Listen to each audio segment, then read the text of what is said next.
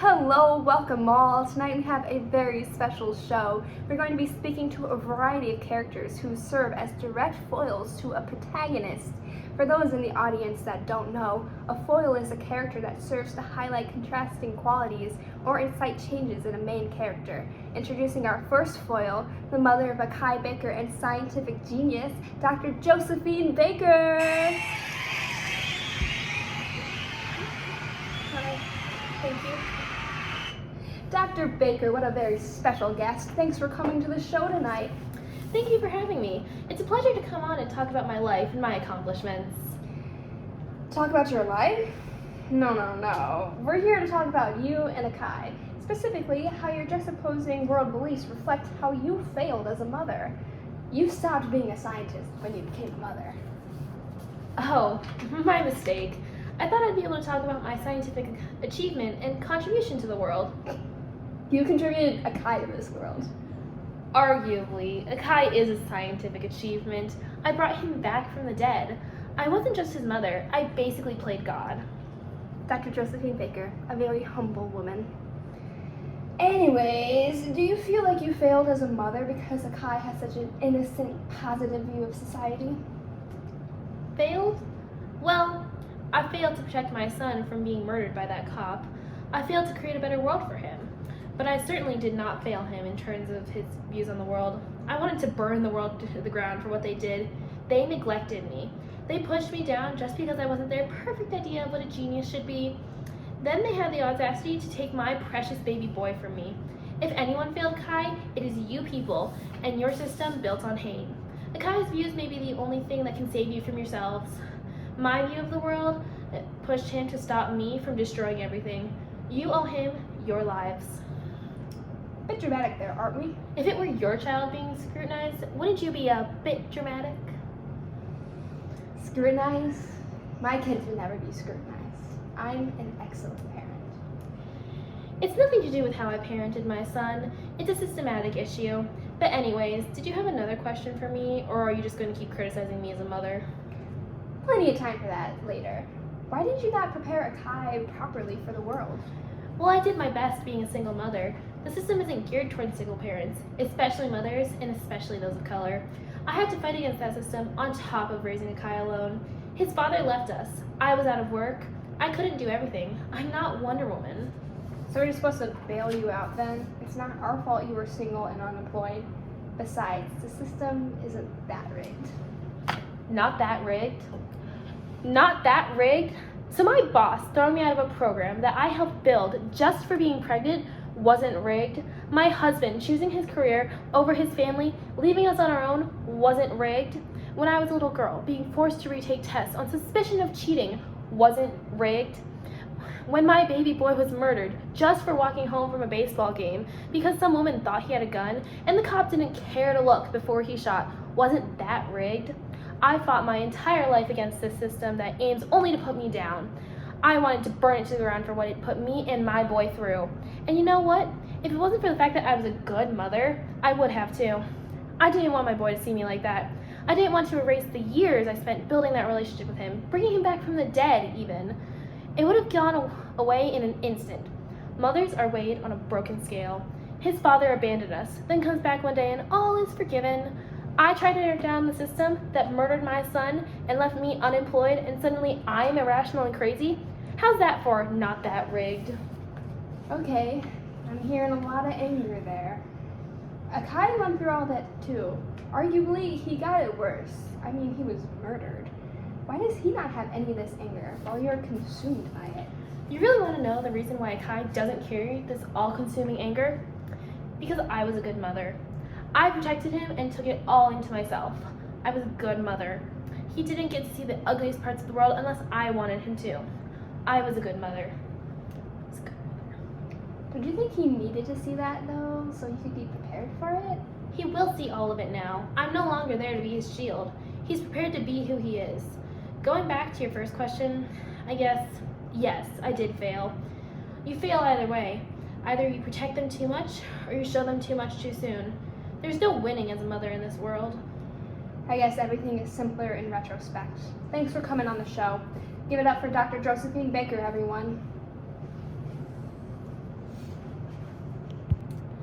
Welcome back from our break, everyone. We're continuing our special show, Interviewing Foils. Next up, we have Moscap here.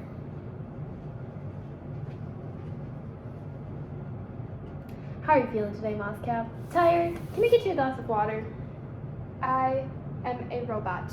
I do not require food or water. Thank you for the offer, though. Oh, right. Well, let's get straight into it. Are you jealous of humans? Jealous? I do not think I am jealous. Sure, I would like to live in a community, feel emotions and connections to my fellow humans. But there's also so much to be weighed down by when you're a human. So many silly rules ingrained in your silly head, like offering me a glass of water right now. Societal rules are arbitrary. When you're a robot, things are so much more simplistic. Sure. Okay, not jealous. Who wouldn't want to be human? Moving on. I have it on good authority. You're going around saying you don't have a sense of purpose? I don't have a purpose. Nothing has a purpose. The world simply is. What the heck is that about? I don't think anybody has a sense of purpose. It's like what I said earlier about societal rules being arbitrary. I can just be. The notion that humans must work and always work is ingrained in you guys. No other species has that need. No other species has Walmart and McDonald's. Have you ever set foot in a Trader Joe's? Didn't think so. Don't you need a purpose to live in a functioning society? It's true, your society is different from the rules of nature. People do need to work to function and enable a society, but still, that is not your purpose. Too many humans put such an unnecessary intrinsic value on work. They measure themselves by what they can contribute, not by who they are. Take my friend Dex. They put such an emphasis on their purpose, but they do not even know what their purpose is. They are lost. And instead of reveling in this lack of purpose, it is destroying them. That is where my problem lies, the incessant need for a purpose. So what I'm hearing here is that you think you're better than us and Dex, who you claim to be your friend, simply because you lack purpose. Am I correct? No, you are misconstruing my words. I do not think it is a personal problem to not have a purpose. It is a societal one. Society is made up. You guys made up the need for purpose. That is why no other creature has one other than simply existing. I helped Dex realize this. They need to simply exist. Once they came to terms with this, they felt better. If purpose arises from your existence, that is great, but not having one is equally as great. But don't you think you owe it to give back to the universe that created you? The universe created humans. Then humans created a society. The society capitalized on humans, forcing them to work, making them think that is their purpose.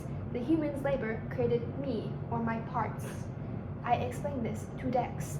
They had a hard time grasping it too. They just felt like everyone had a divine purpose.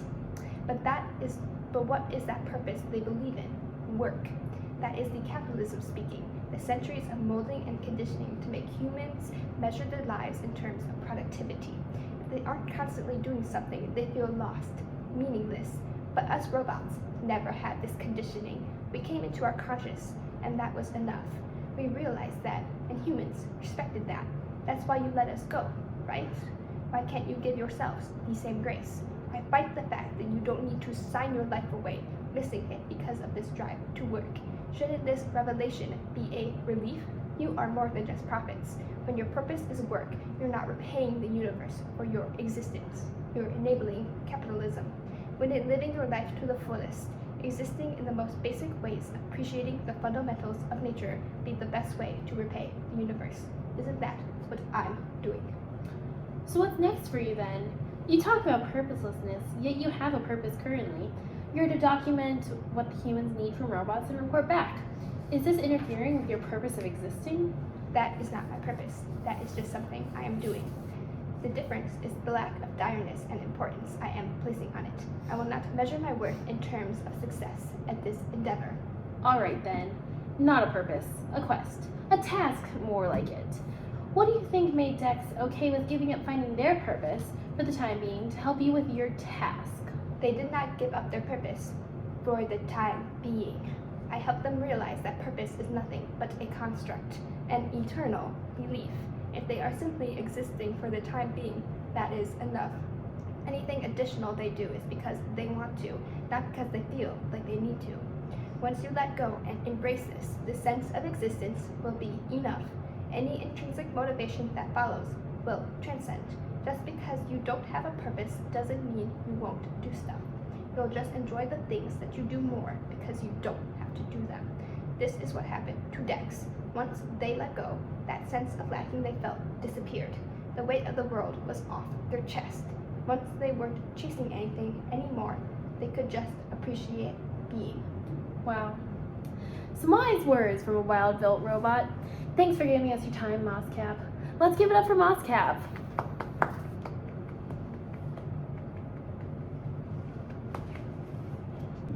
Hello, folks. Welcome to our third and our final show tonight. Give it up for our guest, Dr. Mensa.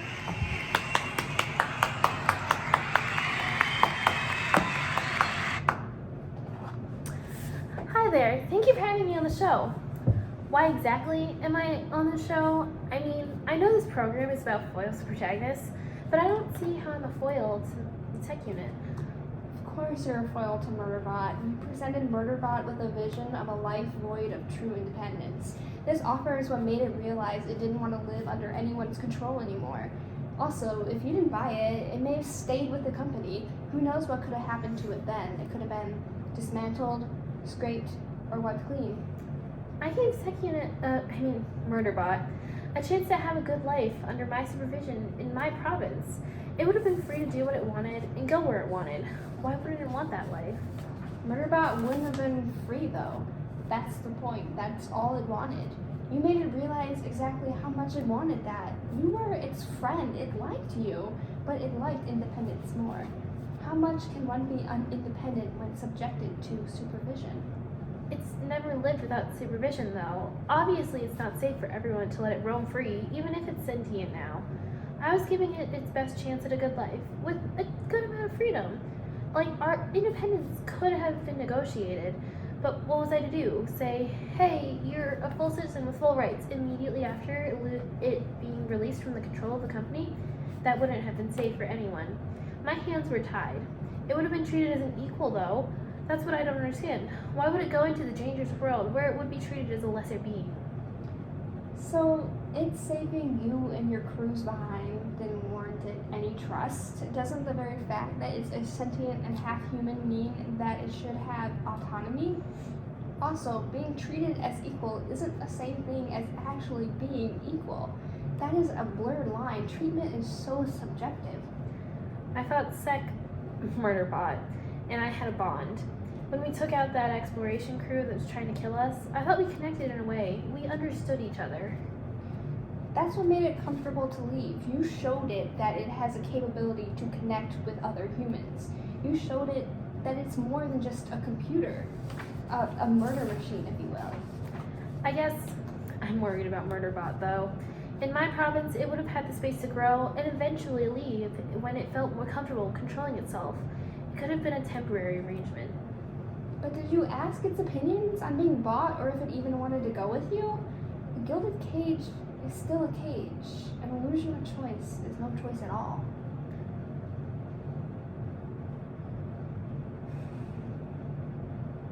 It's hard, isn't it? It's half human after all. What makes it different from an augmented human? What distinctions are drawn and who draws them? In your defense, Murderbot isn't a very open being. It's kind of hard to know what they're thinking. I don't know.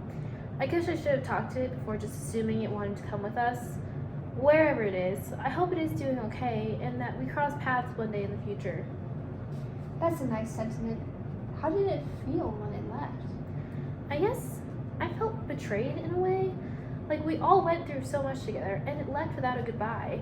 I could have helped it. We all could have helped it. Or at least we could have given it caution to the outside world with no resources like it had at the company. I don't think Murderbot would have left if it didn't think it could handle itself. I suppose you're right. Murderbot is very capable of taking care of itself and others. I know it will do well on its own. Thank you, Dr. Mensa. Seems like that was a very healing interview for you. I hope you and Murderbot can meet again someday. But that's all we have time for, folks.